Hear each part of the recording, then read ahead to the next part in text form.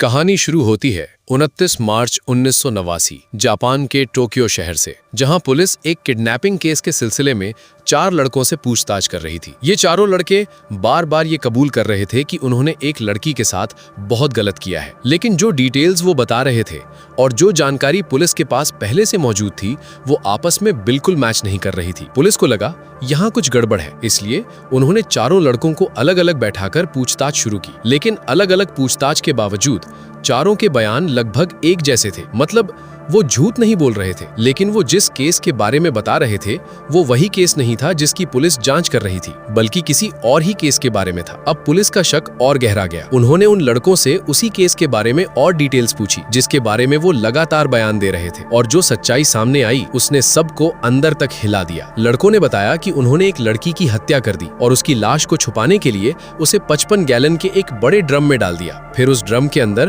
Concrete भर दी और उसे एक कंस्ट्रक्शन साइट पर फेंक दिया। पुलिस तुरंत उस लोकेशन पर पहुंची और वहां सर्च ऑपरेशन शुरू किया। कुछ समय बाद उन्हें एक भारी ड्रम मिला। जब उसे खोला गया तो अंदर एक लड़की की लाश कंक्रीट में जमी हुई मिली। उस लाश को बड़ी मुश्किल से बाहर निकाला गया और पोस्टमार्टम के लिए भेज दिया गया। जब पोस्टमार्टम रिपोर्ट सामने आई तो पुलिस भी सन्ने रह गई। उस लड़की की मौत की वजह थी एक्सट्रीम शॉक और लगातार शारीरिक यातना। मतलब उसे मरने से पहले बहुत ज्यादा टॉर्चर किया गया था। उसके शरीर पर ऐसे निशान थे जो बताते थे कि उसके साथ अमानवीय व्यवहार हुआ था। कुछ जगहों पर सुइयां मिली और शरीर के अंदर भी गंभीर चोटों के संकेत मिले। मरने से पहले वो प्रेग्नेंट भी थी और उसका चेहरा इतना ज्यादा खराब हो चुका था कि उसकी पहचान करना बेहद मुश्किल हो गया था। और यही केस आगे चलकर ह्यूमन हिस्ट्री के सबसे डिस्टर्बिंग और क्रूर मामलों में गिना गया। Welcome back to another case study. मेरा नाम है अमित और आज हम बात करने वाले हैं जुनको फुरुटा केस के बारे में। जापान के मिनाटो शहर में रहने वाली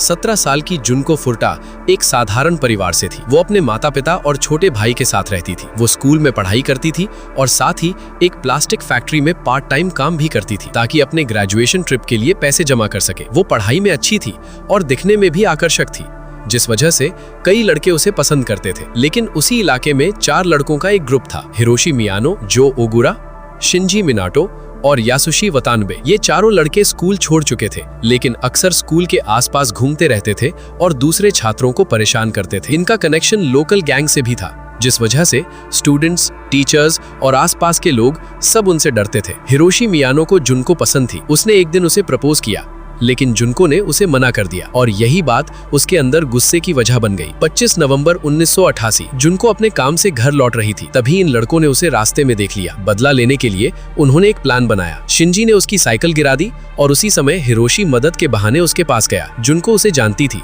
इसलिए उसने भरोसा कर लिया, लेकिन उसे नहीं पता था कि ये भरोसा उसकी जिंदगी बदलने वाला है। इसके बाद उसे जबरदस्ती अपने साथ ले जाया गया और फिर शुरू हुआ वो सिलसिला जो इंसानियत की सबसे अंधेरी तस्वीर दिखाता है। करीब 44 दिनों तक उसे कैद करके रखा गया। हर दिन उसके साथ अत्याचार किया गया, उसे डराया गया, धमकाया गया और उसकी हर कोशिश को खत्म कर दिया गया। वो कई बार भागने की कोशिश करती, लेकिन हर बार पकड़ी जाती और फिर उसे और भी ज्यादा सजा दी जाती। धीरे धीरे उसका शरीर कमजोर होने लगा। वो चल भी नहीं पाती थी, लेकिन उसके साथ होने वाला अत्याचार रुका नहीं। उसे खाना भी ठीक से नहीं दिया जाता था और हालत इतनी खराब हो गई थी कि वो हर दिन बस एक ही बात कहती थी, मुझे मार दो। और आखिरकार 4 जनवरी 1989 रात करीब 10 बजे उसने अपनी आखिरी सांस ली। अपना अपराध छुपाने के लिए उन्होंने उसकी लाश को एक ड्रम में डाला और उसे कंक्रीट से भर दिया और अगले दिन उसे एक कंस्ट्रक्शन साइट पर फेंक दिया। बाद में चारों आरोपियों को सजा तो मिली, लेकिन आज भी कई लोग मानते हैं कि उनकी सजा उनके अपराध के मुकाबले बहुत कम थी। और इसी के साथ ये केस बन जाता है ह्यूमन हिस्ट्री के सबसे खौफनाक और क्रूर मामलों में से। अगर ये कहानी आपको डिस्टर्बिंग लगी तो सोचिए, जिसने इसे सहा उसने क्या झेला होगा। वीडियो खत्म करने से पहले अगर आप ऐसे और केस स्टडी देखना चाहते हैं तो चैनल को सब्सक्राइब करना मत भूलना और इंस्टाग्राम पर भी फॉलो कर लेना। मैं वहां रोज अपडेट देता रहता हूं। मिलते हैं अगली वीडियो में, तब तक अपना और अपने परिवार का ख्याल रखना।